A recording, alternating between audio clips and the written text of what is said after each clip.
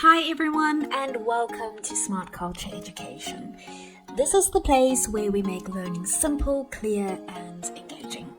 If you're new here, don't forget to subscribe so you can join us on this journey of mastering maths, science and more.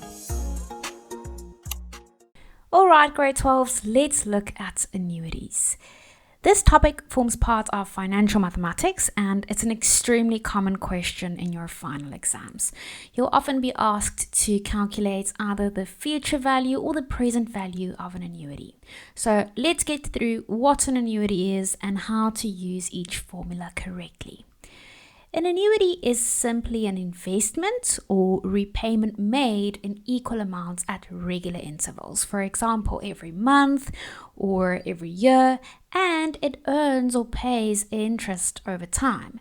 So think of it as a series of payments that either build up value in the future or pay off a loan over time.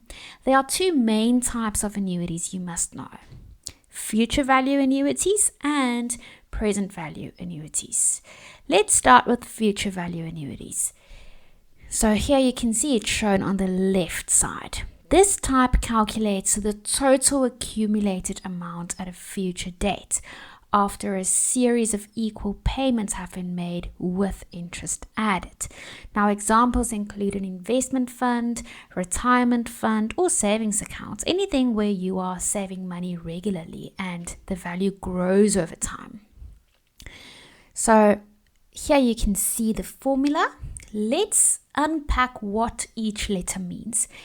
F is the total accumulated amount at the end. X is the payment you make each month, the installment. I is the interest rate per period written as a decimal. For example, if the annual interest rate is 12% and you pay monthly, you divide by 12. So the interest rate will be 0.12 divided by 12, which is 0.01. N is the total number of payments. For example, 5 years times 12 months, that is equal to 60 payments. So here's the logic behind this formula. Each monthly payment earns interest until the end of the investment term. The earlier payments earn more interest because they've been invested for longer, while the later payments earn less. This formula automatically accounts for all those compounding effects and tells us the total value, the future value, after n amount of payments. Now let's move to the right hand side, present value annuities. These are used when you borrow money, for example, a home loan or car loan, and need to calculate how much the loan is worth today based on the monthly repayments you'll make. So here you can see the formula. Again, let's define the variables. P represents the present value, that's the loan amount or the lump sum you borrow today. X is the monthly installment you'll pay. I is the interest rate per period. Again, divide the annual rate by 12 for monthly repayments. And then N is the total number of payments or time periods. So here the formula works in reverse. We start with a series of future payments, the monthly repayments, and we calculate what those are worth right now in today's money. We do that by discounting each future payment back to the present using compound interest in reverse. That's why this is sometimes called the discounted value of an annuity. In exams, they will always indicate whether to use the future value or present value formula.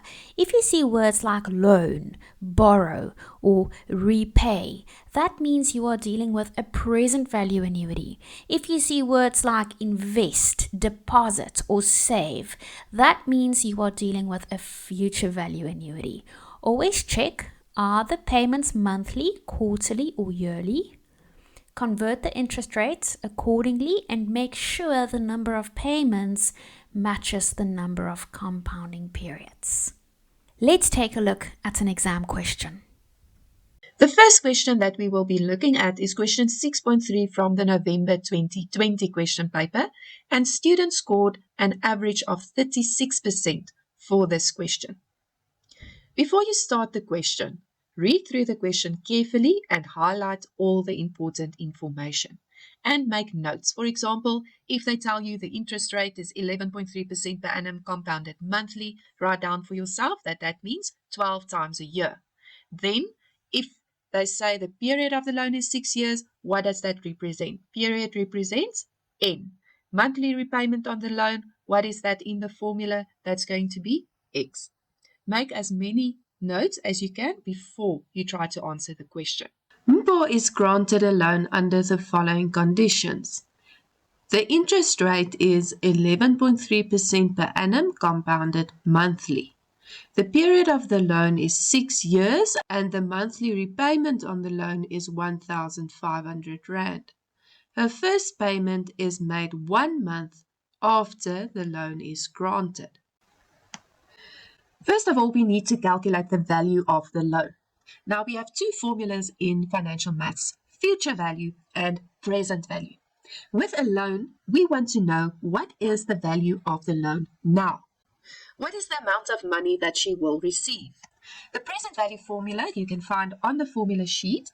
It is P equals X times 1 minus 1 plus I in brackets to the power of negative N divided by I. X is the monthly repayment. I is the interest divided by the number of times that it's compounded per year. And then N is the total number of payments that will be made. So in this case, X is 1,500 Rand. I is 11,3 divided by 100. That's 0,113. And then we divide it by 12 because it's compounded monthly.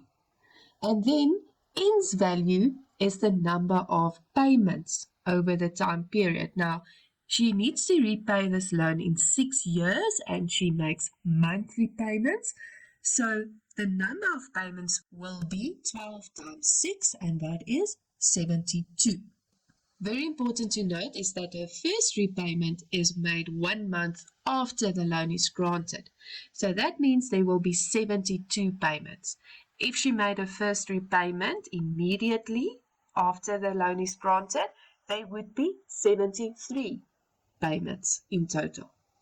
But let's look at the formula. So we put the values into the equation and then we calculate this using our calculators, and very important, no rounding whatsoever during the calculation. So you could either put the equation into the calculator just like it is and press equal, or you can first determine the value of the numerator, then the value of the denominator, and then you divide the two answers without rounding.